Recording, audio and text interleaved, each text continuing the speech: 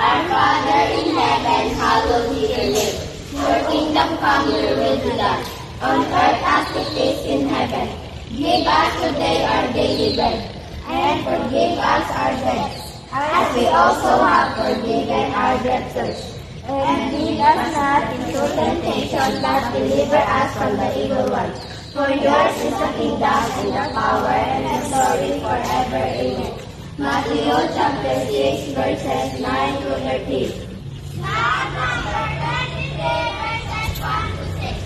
The Lord is my shepherd, I shall not want. He makes me to lie down in green pastures. He leads me beside the still waters. He restores my soul. He leads me in the path of righteousness for his name's sake. Yet though I walk through the valley of the shadow of death, I will fear no evil, for you are with me. Your rod and staff, they comfort me. You prepare a table before me in the presence of my enemies. You anoint my head with oil. My cup runs over. Truly goodness and mercy shall follow me all the days of my life, and I will dwell in the house of the Lord forever. Ephesians chapter 2, verses 8 to 9. For it is by grace you have been saved, through faith, and it is not from yourself, it is a gift of God, not by works, so that no one can boast. For we are God's handiwork, created in Christ Jesus to do good works, which God prepared in advance for us to do. Philippians chapter 2, verses 5 to 11. For we must have the same attitude that Christ Jesus had.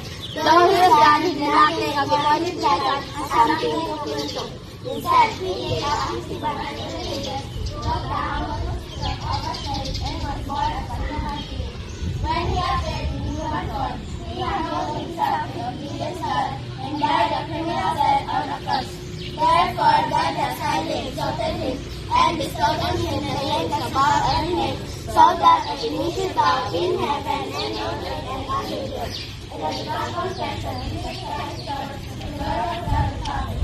Colossians chapter 3, verses 16 to 17. And the word of Christ dwell in you richly, teaching and admonishing one another in all wisdom, sing psalms and hymns and spiritual songs with thankfulness in your hearts to God. And whatever you do, word or deed, do everything in the name of the Lord Jesus, giving thanks to God the Father through him. 1 Thessalonians chapter 5, verses 16 to 17. Rejoice evermore, pray without ceasing, and everything with them, for this is the will of God in Christ Jesus concerning you. Quench not the spirit, despise not the prophecy. Prove all things, hold fast that which is good. Abstain from all of the of evil. And a very God of things satisfy your body. And I pray God the Holy Spirit.